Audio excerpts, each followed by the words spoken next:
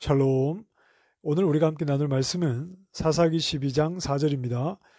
입다가 길르앗 사람을 다 모으고 에브라임과 싸웠으며 길르앗 사람들이 에브라임을 쳐서 무찔렀으니 이는 에브라임의 말이 너희 길르앗 사람은 본래 에브라임에서 도망한 자로서 에브라임과 므낫세 중에 있다 하였습니다.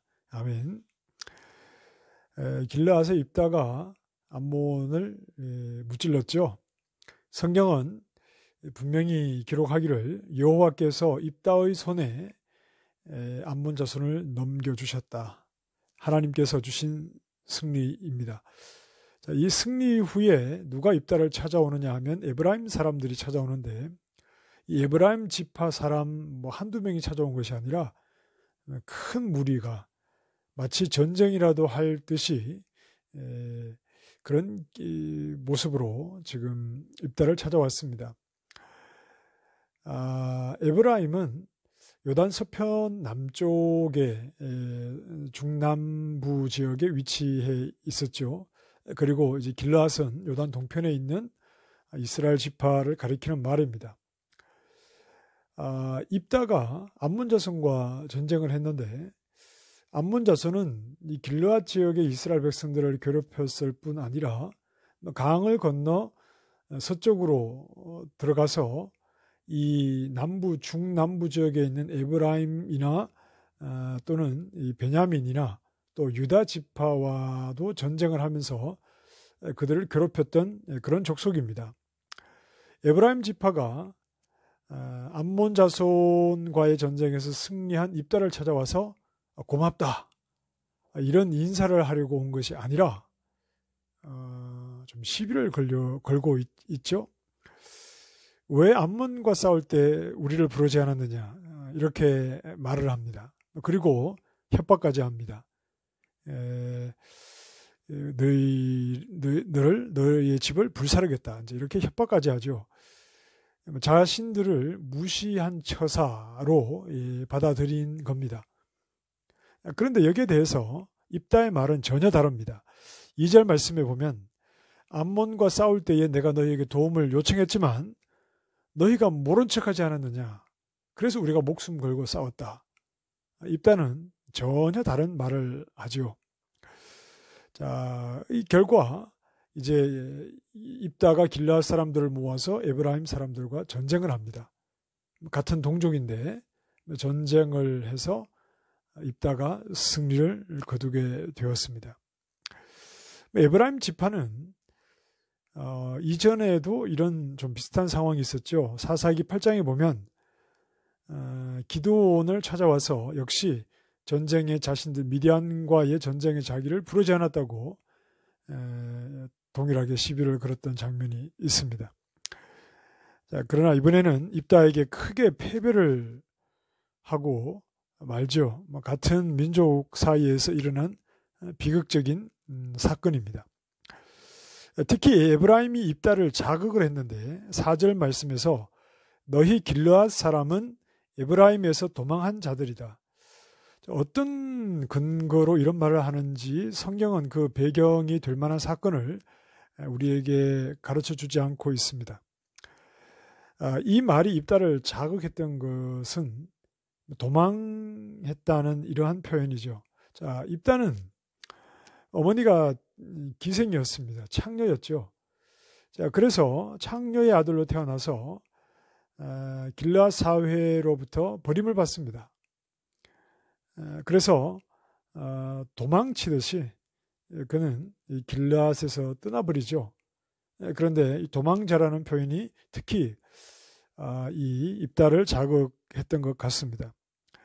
자, 에브라임의 말이 옳은지 또는 전혀 다른 입다의 말이 옳은지 정확하게 알 수는 없으나 그 에브라임의 태도를 볼 때, 그리고 좀 상습적으로 이렇게 좀 하는 모습들을 볼 때 왠지 입다의 말이 사실이지 않았을까, 입다의 말에 좀 무게가 실리고요.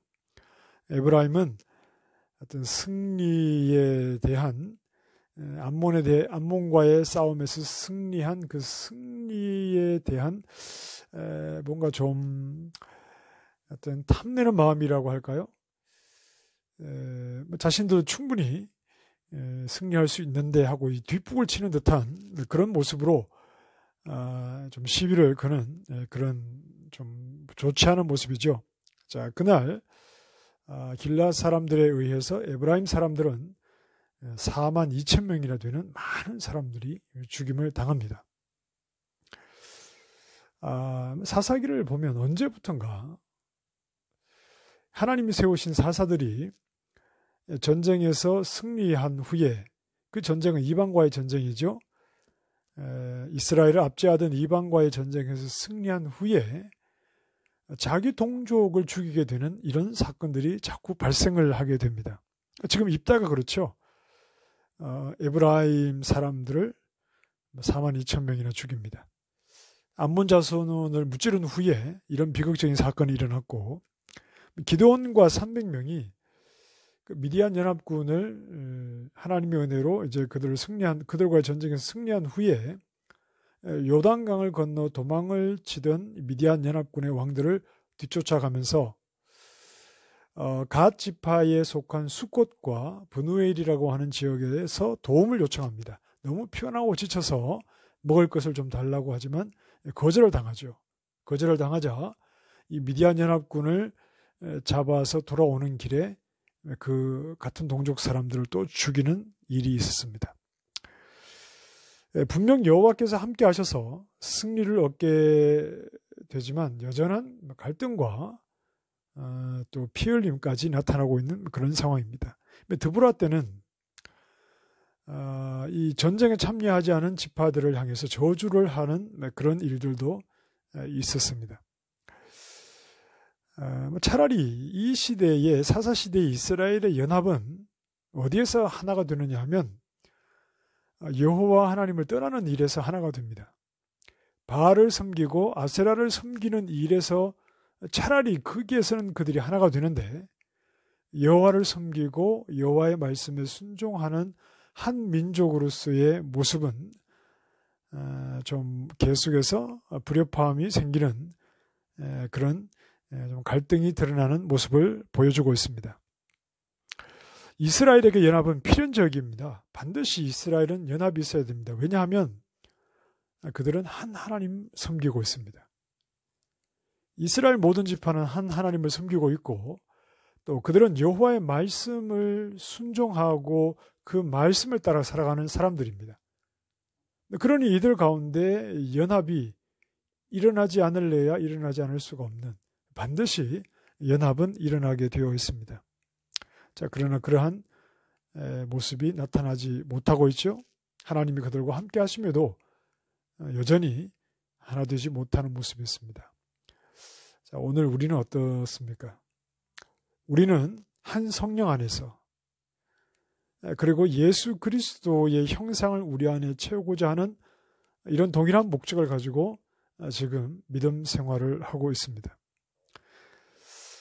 여전히 우리 안에 연합된 모습이 나타나지 않는다면 우리 모두가 동일한 믿음을 가지고 있고 동일한 성령 안에서 동일한 신앙의 목적으로 예수 그리스도를 닮아가고 있는 삶을 살면서도 여기에 연합된 모습이 나타나지 않는다면 뭔가 문제가 있겠죠.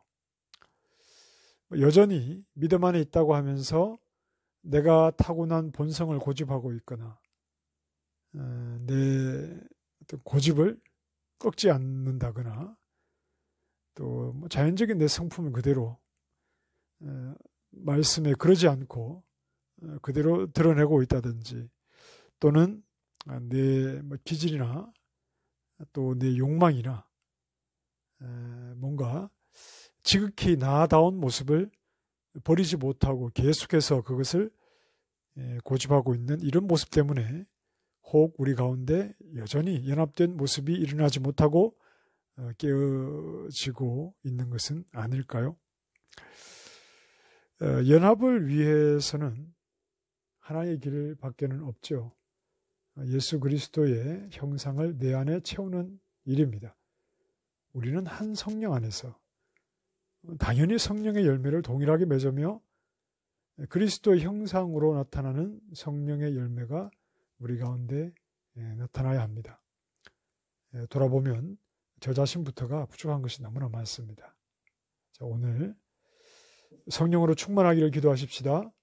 그리고 한 성령 안에서 우리가 성령의 열매가 동일하게 드러나도록 우리 자신을 죽이고 성령의 다스림과 또 인도하심을 따라 좀 더 연합된 모습으로 우리 가정에서, 우리 교회에서 아름다운 하나님의 공동체를 이루어갈 수 있기를 바랍니다.